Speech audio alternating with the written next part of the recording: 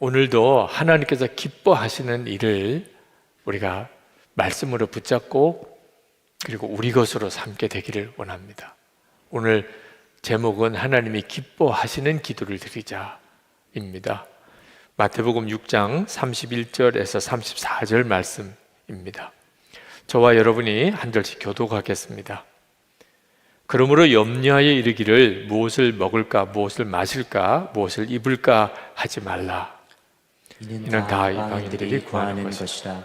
너희 하늘 아버지께서 이 모든 것이 너희에게 있어야 할 줄을 아시느니라. 그런즉 너희는 먼저 그의 나라와 그의 의를 구하라. 그리하면 이 모든 것을 너희에게 더하시리라. 그러므로 내일 일을 위하여 염려하지 말라. 내일 일은 내일이 염려할 것이요 한날의 괴로움은 그날로 족하니라. 아멘, 아멘. 서울의 어느 교회 부흥회를 갔다가 참 은혜가 많았습니다. 어느 장로님이 점심 대접을 하시겠다고 그래서 식사를 하는데 간증을 하실 게 있다는 거예요. 부인 권사님이 얼마나 은혜를 받았는지 우리 가정에 큰 부흥이 일어났다는 겁니다. 그날 새벽 집회가 끝나고 부인 권사님이 교회 로비에서 장로님 나오실 때를 기다리시더래요. 그래서 로비에 갔더니 눈물 범벅이 돼가지고 그 남편 되는 장로님을 끌어안고 내가 잘못했다고 용서해달라고 그렇게 막 끌어안고 우는 거예요. 집에 들어갔는데 집에서도 무릎을 꿇고 장로님 앞에 무릎 꿇고 나를 용서해달라. 내가 그동안 당신한테 너무나 잘못했다. 그러면서 그렇게 울면서 회개를 하더라는 겁니다. 그래서 장로님은 그러면 어떻게 하셨어요? 그랬더니 하나님 감사합니다. 그랬다는 거예요. 너무 썰렁하더라고요. 아니 어떻게 그런 반응을 할 수 있죠? 하나님 감사합니다. 그래서 이 교회 은혜가 반쪽 은혜구나. 어떤 사람은 은혜를 정말 충만하게 받았는데 영 안 되는 사람은 또 안 되는구나. 그래서 참 입맛이 쓰더라고요. 장로님이 식사 대접은 참 귀한 걸 대접해 주시는데 우리가 은혜를 받아도 내가 기쁜 쪽에 초점이 있는 게 아니고 하나님이 기뻐하시는 게 뭘까 하는 것에 정말 눈이 뜨여야 합니다. 그렇죠? 그래 부인 권사님이 그렇게 잘못했다 그러면 장로님은 더 무릎을 꿇고 잘못했다 그래야 주님의 역사가 일어나죠. 하나님 감사합니다 그러면 어떻게 하자는 겁니다. 하나님이 뭘 정말 기뻐하실까? 지금 이 시간에도 그렇고요. 우리가 기도할 때도 무슨 기도인들 하나님이 하지 말라고 하는 기도가 있겠어요? 그러나 특별히 하나님이 기뻐하는 기도가 있다는 겁니다. 코로나19로 인해서 어려움이 많지만 하나님이 제 마음에 이건 참 귀한 은혜다 하고 깨달아지는 것이 하나 있는데 우리 교회 안에 일어나는 기도의 역사예요. 하나님께서 이미 코로나19 이전부터 우리에게 하나님의 나라와 우리 민족과 한국 교회를 위해서 기도하는 일을 시작하셨어요. 지금이 사순절 기간인데 2016년 사순절이니까 이제 해수로는 6년째가 되는 것 같습니다. 6년 전에 하나님이 그 기도를 시작을 하셨습니다. 그리고 1시간 기도를 하게 계속해서 해마다 훈련을 해서 3년째 1시간 기도를 시작을 했고 그래서 기도 사이트를 만들게 됐습니다. 성도들이 1시간을 기도를 하고 싶은데 잘 안 된다는 성도들이 너무 많으니까 그러면 휴대폰에 그 1시간 기도 앱을 깔고 그래서 기도를 하고 싶으신 분들은 어디서든지 기도를 하도록 해드리자. 말씀 기도는 이미 하나님이 그 전부터 기도 훈련을 해 오셨고요. 지금은 삼겹줄 기도까지 갔지요. 코로나19로 교회에서 모일 수가 없게 되니까 마가다락방도 문을 닫았고 할 수 없이 예배당을 열었어요. 기도 자리로. 늘 하나님이 그런 마음을 주셨었습니다. 왜 저렇게 조그만 마가다락방에서만 기도해야 되나? 이 넓은 곳이 얼마나 좋은데 근데 관리상의 어려움이 있었습니다. 코로나19 때문에 뭐 관리상의 어려움이 문제가 아니죠. 이 넓은 공간을 계속 그냥 닫아만 놓는 것은 더 미련한 일이잖아요. 그래서 이제 성전 기도를 하게 됐죠. 생각해 보니까 하나님이 교회를 계속 강하게 기도를 하게 만드시는데 그 처음 시작이 매일 합심 기도, 하나님의 나라를 위해서 기도를 하기 시작을 하니까 하나님이 계속 교회에 기도의 문을 여시는 것을 깨닫습니다. 코로나19 때문에 오히려 교회가 기도로 더 강해지고 더 깊어지고 그리고 더 사모하게 되는 역사가 일어난 것을 보면서 하나님이 코로나19로 인해서 우리가 전혀 생각하지 못했던 하나님의 역사들을 이루어 가고 계시다는 것을 깨닫게 됩니다. 그리고 기도를 해도 하나님이 기뻐하시는 기도가 있고 하나님이 기뻐하시는 기도를 하면 그러면 정말 생각하지 못했던 역사들이 계속 일어나게 된다는 겁니다. 오늘도 우리가 다 기도 제목이 있어서 왔고 지금도 그렇게 기도를 하지만 하나님이 기뻐하는 기도가 있다. 우리가 어떤 기도를 드리면 하나님이 너무나 기뻐하시는 기도가 있다는 거예요. 그게 하나님의 나라를 위한 기도입니다. 예수님께서 그렇게 기도를 가르치셨어요. 가장 먼저 나라에 임하옵시며 하나님의 나라가 임하기를 뜻이 하늘에서 이루어진 것 같이 땅에서도 이루어지이다. 엄청난 비밀을 가르치신 거예요. 하나님이 이렇게 말씀을 해주지 않았다면 하나님의 나라가 있는지를 우리가 어떻게 알겠어요? 그런데 하나님의 나라가 있다는 것, 그 하나님의 나라가 이 땅에 반드시 이루어진다는 것, 정말 상상도 못할 일이죠. 그걸 예수님께서 우리에게 가르쳐 주셨어요. 그리고 그 하나님의 나라를 위해서 기도하라는 것. 이 세상이 전부가 아니다. 하나님의 나라가 있다. 이건 정말 놀랄 일이죠. 엄청난 비밀이죠. 그런데 이 하나님의 나라 일은 사실 비밀일 수가 없는 것이 뭐 누구나 다 볼 수 있는 성경에 기록되어 있어요.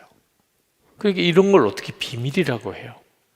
비밀이라고 그러면 아무나 볼 수 없는 문서에 기록되어 있는, 그죠? 그 문서는 비밀을 취급할 수 있는 자격이 있는 사람에게나 공개가 되는 그런 내용이어야 비밀이잖아요. 그런데 하나님의 나라에 대한 거는 이미 다 공개되어 있어요. 예수님께서 이 땅에 오신 것 자체가 하나님의 나라의 시작이라고 하셨어요. 성경의 마지막 예언도 하나님의 나라에 대한 거죠. 사도들이 전하는 복음도 하나님의 나라의 복음이에요. 요한계시록 11장 15절에 세상 나라가 우리 주와 그 그리스도의 나라가 되고 그가 세세토록 왕노릇 하시리로다. 너무나 명확하게 하나님의 나라가 있고 이 세상이 이제 끝나게 되고 하나님 나라가 이 땅에 온전히 이루어지게 됨을 분명하게 다 보여주셨는데, 그런데도 하나님의 나라는 비밀이에요. 안 믿으니까. 누구에게나 다 열려져 있는 공개된 내용인데 이게 비밀이 되어 있는 것이 참 안타까운 일이죠. 그래서 성경에 하나님의 나라를 비밀이라고 쓰고 있어요. 누가복음 8장 10절에 이르시되 하나님의 나라의 비밀을 아는 것이 너희에게는 허락되었으나 다른 사람에게는 비유로 하나니 이는 그들로 보아도 보지 못하고 들어도 깨닫지 못하게 하려 함이라. 지금 이 시대가 그렇게 되어 있어요. 하나님의 나라에 대한 비밀은 완전히 공개된 내용입니다. 그런데도 어떤 사람은 들어도 전혀 들리지가 않아요. 하나님의 나라는 사실 너무나 놀랍게 지금 우리 눈에 보여요. 여러분 안에 이미 예수님이 와 계시고 우리가 이렇게 모여서 이 금요일 밤에 이렇게 모여서 집회를 하는 것 자체가 하나님 나라 백성의 일이에요. 그런데도 여전히 전혀 안 보이는 사람들이 많습니다. 고린도전서 15장 51절에 보라 내가 너희에게 비밀을 말하노니 우리가 다 잠잘 것이 아니요 마지막 나팔에 순식간에 홀연히 다 변화되리니. 하나님의 나라가 임하고 죽은 자가 다 살아나는 일이 있다는 거예요. 골로새서 1장 26절에 이 비밀은 만세와 만대로부터 감추어졌던 것인데 이제는 그의 성도들에게 나타났고, 예수 그리스도로 인하여 하나님 나라의 비밀이 완전히 공개가 되어져 있어요. 안타까운 것은 여전히 이 하나님의 나라는 비밀인 채로 대부분의 사람들에게는 그런 채로 머물러 있는 겁니다. 심지어는 예수를 믿는 사람도 그래요. 교회를 다니는 사람에게도 하나님의 나라의 일은 여전히 그에게 비밀로 되어 있어요. 그런지 안 그런지는 무엇으로 구분하느냐 하면, 하나님의 나라를 정말 눈뜬 사람은 하나님의 나라 백성답게 여기서부터 살아요. 하나님의 나라에 대해서 들어본 적은 있는데 실제로 그 사람에게는 보이지도 않고 들리지도 않는 너무나 막연한 하나님의 나라인 사람은 이 세상에서 완전히 세상 사람처럼 삽니다. 여러분, 우리나라에 우리 한국 사람만 사는 거 아니죠? 일본 사람도 한국에 왔어. 중국 사람도 한국에 왔어. 미국 사람도 한국에 와서 삽니다. 근데 그 사람들을 보면 한국에서 살기는 해요. 그렇지만 다 자기 나라 풍습대로 삽니다. 그죠? 일본 사람은 일본 사람의 음식을 먹고 일본 사람의 문화에 따라서 살아요. 한국에서 살지만 자기는 일본 사람이라고 생각해요. 중국 사람도 마찬가지. 한국에 와서 살지만 자기는 중국 사람이라고 명확하게 생각해요. 그러니까 하나님의 나라에 대해서 진짜 믿어지는 사람은 세상에 살지만 자기는 하나님의 나라 백성이라고 생각해요. 그 점에 대해서 내가 그런가 한번 여러분이 돌아봐야 됩니다. 여러분은 하나님의 나라 백성이라고 하는 의식을 늘 하고 사나요? 우리가 가게도 가고 식당도 가고 이 세상에서 그냥 학교도 다니고 직장 생활도 합니다. 그런데 나는 하나님의 나라 백성이야. 어느 모임에 가든지 누구를 만나든지 나는 하나님의 나라 백성이야. 하나님의 나라 백성은 이렇게 사는 거지. 그런 의식이 있는 사람과 아닌 사람의 차이가 뚜렷하게 갈라져요. 그 중에서 하나가 기도예요. 하나님의 나라 백성의 가장 놀라운 특징은 하나님의 나라를 위해서 기도를 한다는 거예요. 대한민국 국민은 미국에 가나 아프리카로 가서 사나 우리나라를 위해서 마음이 잘 되기를 원하는 마음이 다 있는 것과 똑같은. 빌립보서 3장 20절에 보면 우리가 하늘나라 시민권을 가진 사람이라 그렇게 나옵니다. 세번역으로 보면 우리의 시민권은 하늘에 있습니다. 하나님의 나라가 이제 비밀이 아닌 사람, 완전히 그에게 열린 사람은 내 시민권은 하늘에 있다. 이 점에 대해서 명확한 사람이에요. 세계 한인 선교사 대회에 미국에서 열렸던 대회 때 참석을 했다가 참 마음에 인상이 깊은 것이 그 가장 오지에서 어렵게 사역한 선교사님일수록 그 선교사님들 모임에서 아주 귀한 대접을 받더라고요. 들어보면 고생을 많이 하셨어요. 근데 선교사님들이 이렇게 모이니까 누가 더 고생했냐가 그게 계급과 똑같더라. 더 고생한 선교사님이 나오면 다른 선교사님은 잠잠해요. 아, 이게 하나님의 나라에 가면 이렇겠구나. 하나님의 나라 백성들에게는 하나님의 나라 백성다운 그런 문화가 있어요. 가장 어려움을 당하는 선교사님이 어떤 선교사님인가 선교사님들 모임에서 이야기를 들어보니까 아무 열매가 없는데 그렇다고 해서 그 선교지를 떠날 수도 없는 선교사님. 이분이 제일 어려움을 당하는 분들이더라. 아무리 고생스러워도 거기서 예수 믿는 사람들이 많고, 그리고 선교 사역이 활발하게 전개되는 선교사님은 그래도 행복한 분이더라고요. 뭐 물이 안 맞고 음식이 안 맞고 뭐 풍토병으로 고생하고 해도 그래도 사역에 열매가 있으면 그 선교사님은 행복하신 분이더라. 아무 열매가 없어요. 예수 믿는 사람도 없고, 그런데도 떠나지도 못해요. 그렇게 선교 사역 하시는 그 선교사님들의 이야기는 참 마음 힘들게 하더라고요.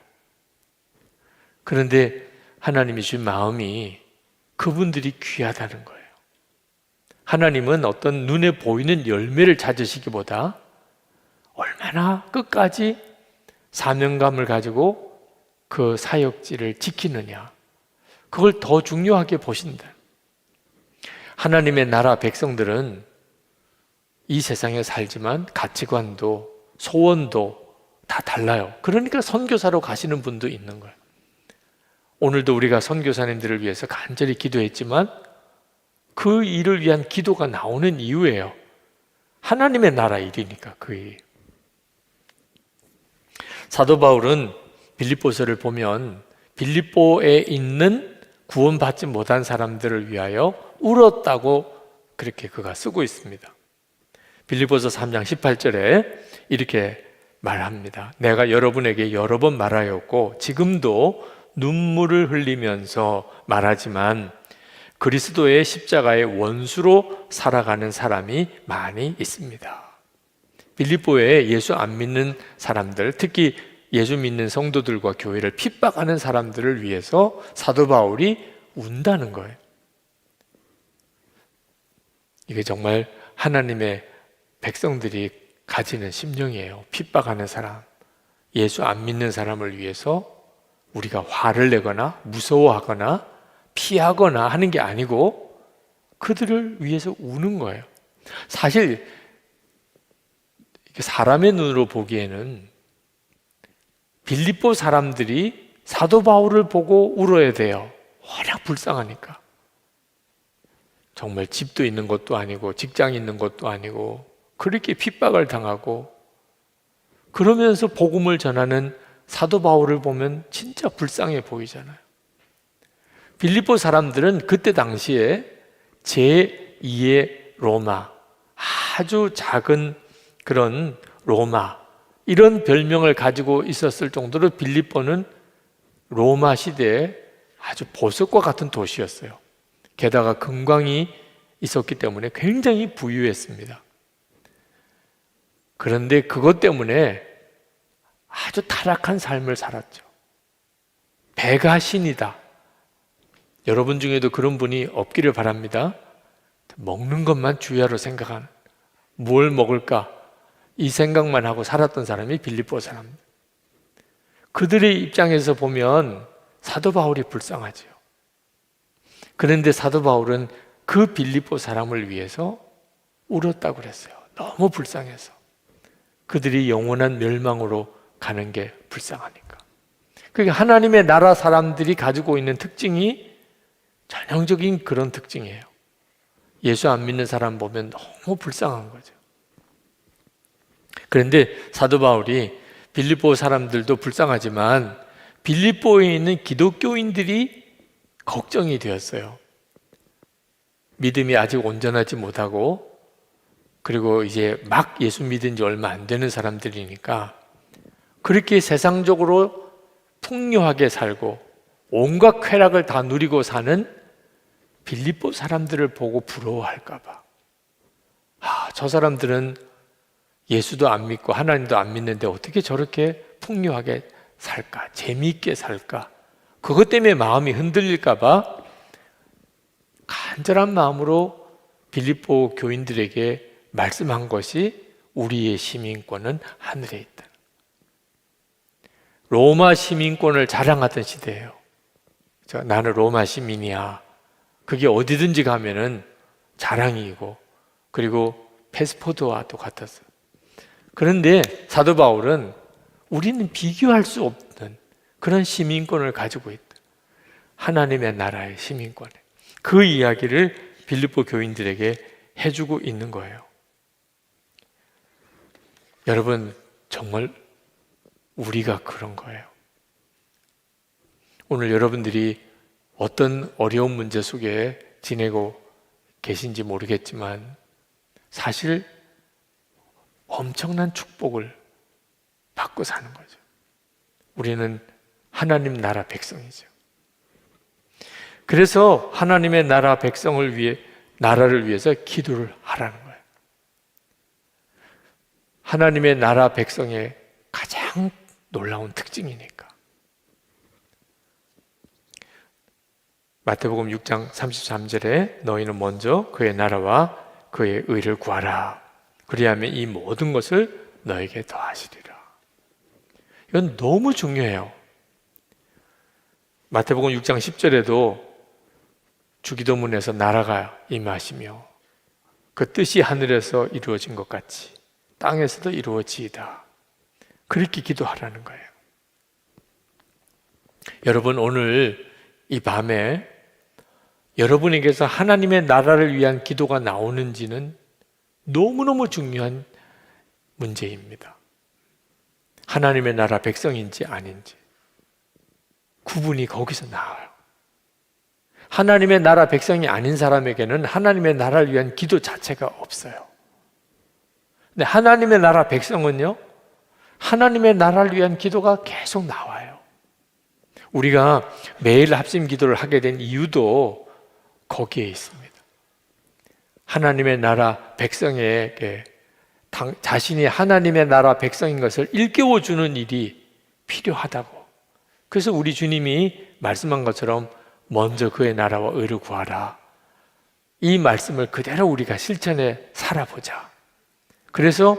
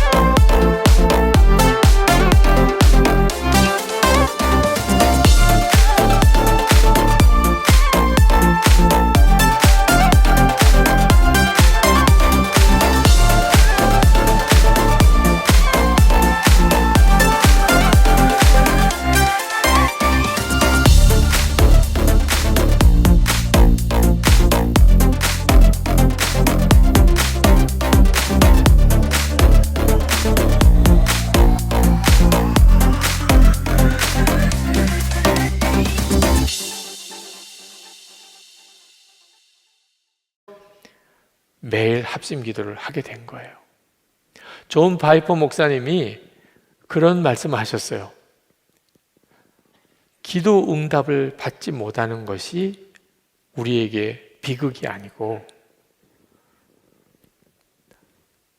드려지지 않은 기도가 비극이다. 우리가 기도를 그렇게 많이 했는데 기도가 응답이 안 됐다. 그것 때문에 안타까워하는 분들이 많죠. 하나님은 왜 내 기도는 안 들어주시나? 그런데 실제로 기도를 했는데 응답을 못 받은 게 안타까운 문제가 아니라 마땅히 드려야 되는 기도인데 그 기도는 전혀 드리지 않고 지냈던 바로 그게 문제라는 거예요. 야고보서 4장 2절에 너희가 얻지 못함은 구하지 아니하기 때문이에요. 그러니까 우리가 하나님의 나라를 위해서 기도하지 않으면 그러면 그 사람에게는 하나님의 나라는 아무 의미가 없어요. 지게 되는 거예요. 그러니까 이 일은 워낙 중요한 문제고 또 영적으로 굉장히 공격을 많이 받는 문제라 그저 한 개인에게 하나님의 나라를 위해서 기도하세요 이렇게 설교만 하고 마칠 문제가 아닌 걸 알게 되었어요. 목사인 저 자신도 하나님의 나라를 위해서 먼저 기도하는 것을 잊어버릴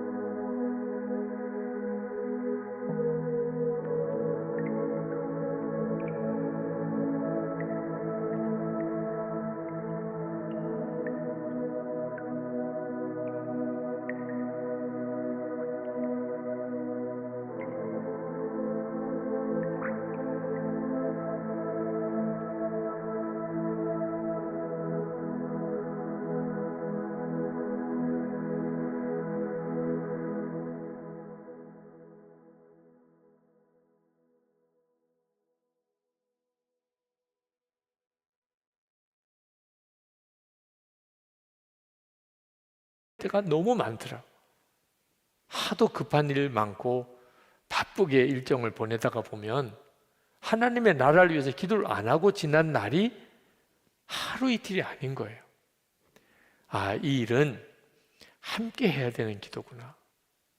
그래서 지금도 매일 저녁에 매일 합심 기도, 하나님의 나라를 위해, 우리 나라 위해, 민족을 위해, 한국 교회를 위해 기도 제목을 보내는 거예요. 우리 교인들에게는 이제는 어지간히 익숙해진 것 같아요. 사실 대부분 그리스도인들은 사실 자기 문제가 생기면 기도를 해요. 근데 문제가 없어지면 기도를 안 해요. 그러니까 기도를 하는 것 그 자체도 사실 참 귀한 일일 정도예요. 문제가 있어도 기도를 안 하는 사람도 있으니까. 근데 그 수준을 벗어나는 일은 좀처럼 어려운 일인 것 같아요. 근데 선한목자교회 교인들은 이제는 하나님의 나라를 위한 기도는 이제는 어지간히 이제는 익숙해졌어요. 기도 제목을